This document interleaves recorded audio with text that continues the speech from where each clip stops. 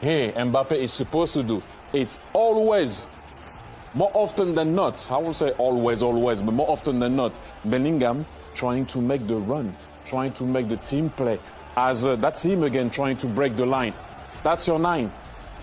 After Dembélé won, most of the backlash came from Lamine Yamal fans or even Barcelona supporters saying that even Rafinha deserved it more than him. But strangely enough, apart from the usual Madrid fans who are still shouting that Vinicius should have won the 2024 Ballon d'Or, almost nobody seriously brought up Mbappé as a contender. That's the reality. A player who was a World Cup winner at 19, yet years later barely gets mentioned in the media as a serious candidate. So what happened to Mbappé? Even after moving to the club that was supposed to give him everything, the hype that once surrounded him seems to have completely faded.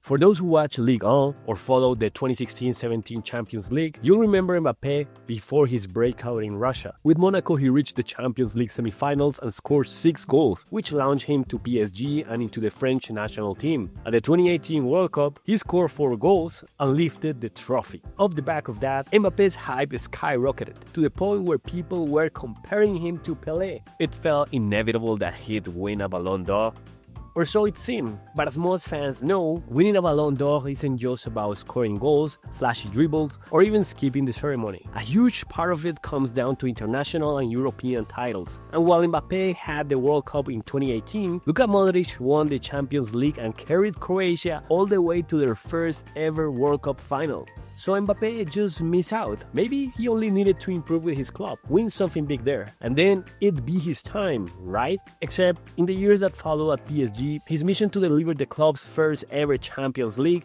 and claim his own Ballon d'Or in the process turned into something almost surreal. In 2019, the round of 16 started perfectly. PSG went to Old Trafford, won the first leg, and Mbappé even scored. But in the return leg, deep into stoppage time, Rashford scored a penalty to make it 3-1 for United, knocking PSG out and leaving Mbappé flat on the ground. Another year, another Champions League gone.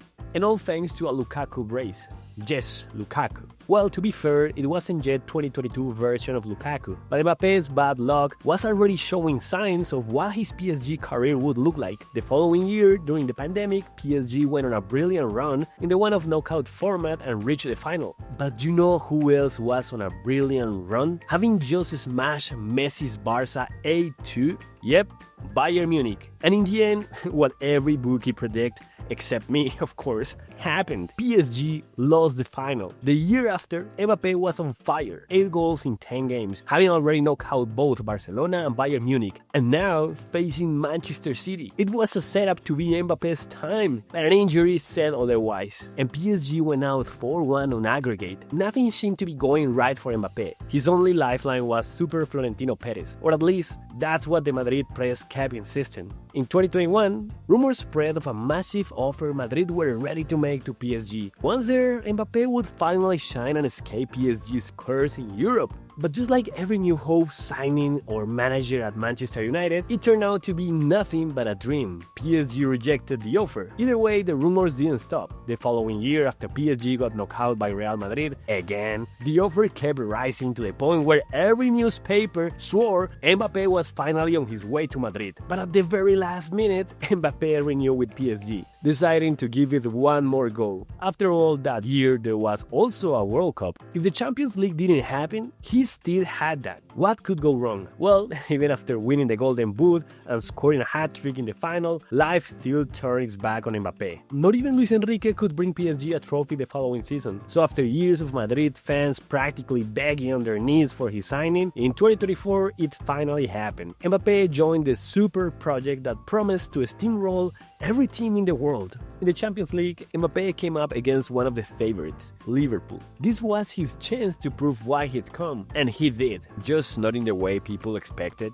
Mbappé missed a penalty that would have drowned the game level, and they ended up losing. To make matters worse, a few days later his teammates tried to boost his confidence by letting him take a penalty against Bilbao. Instead of lifting him up, it basically sent him straight to the psychologist after that match. Mbappé would later say, "A big mistake in the match where every detail counts. I take full responsibility for it. A difficult moment, but it's the best time to change the situation and show who I am."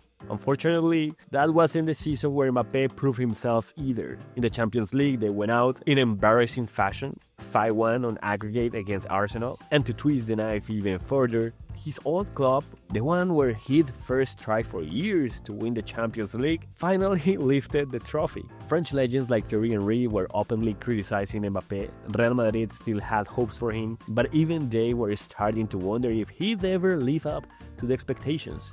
So what happened to Mbappe? Was it really all just hype with no substance? Before we get into the answer, don't forget, if you are enjoying the content, make sure to subscribe and hit the bell so you don't miss future videos. Thing is, Mbappe won a World Cup at just 19 years old, and not as a bench warmer, but as a key player. Since Pelé winning it at 17, football hadn't seen anything like it. Ronaldo Nazario was also part of a winning squad at that age, but he didn't play. And after you've won football's biggest prize so young, what else is there to aim for? Champions League, Ballon d'Or, everything. So yes, the hype around Mbappe was justified to some extent. The real problem is that winning trophies isn't just about individual talent or personal performances. At PSG, Mbappe shined individually, top scorer in Ligue 1 for multiple seasons, memorable knockout stage performances, and in total he racked up 256 goals and 110 assists in 308 games. Absolute madness. But during his time there, PSG's project was more about stacking big names than building a balanced team across all areas. Sure, you can have Neymar, Mbappe, and Messi, but if none of them are tracking back, then you'd better have a rock-solid defense behind them, which PSG never did. That's why they kept crashing out of the Champions League. The coach who understood this best was Luis Enrique, but he needed time, and in the end, he was right. At Madrid, it's been a bit of the same story. On paper, a team with Bellingham, Vinicius, Rodrigo, and Mbappe should be winning everything. But the squad was also going through a transition, with legends like Kroos retiring and Modric no longer the same force he'd been in their previous triumphs. Still, I wouldn't say it's all down to bad timing or failed projects. Mbappe, despite his numbers, has often lacked that extra edge in the really big club matches. Mentally, he's had some wobbles too, like when he missed 2 penalties in the same week for Madrid. And sure, some will blame the media pressure, but hey, that's the reality of modern football. Either you learn to deal with criticism or you stagnate. In my opinion, I still think Mbappe will win a Ballon d'Or. Madrid are a team on the rise, and if they manage to properly rebuild and balance their squad, similar to what Luis Enrique did at PSG, the trophies will come sooner or later, because Mbappe's talent isn't in doubt. With France, he's also got a chance, but making 3 finals in a row looks unlikely, especially with teams like Spain, Portugal, and Argentina, all growing stronger in recent years. If Madrid win a Champions League in a year that doesn't overlap with a World Cup, then Mbappe will almost certainly take the Ballon d'Or. He's got the numbers, he's got the talent, and after so many painful defeats, I think he's finally learned enough that it's only a matter of time before he achieves what he's always seemed destined for.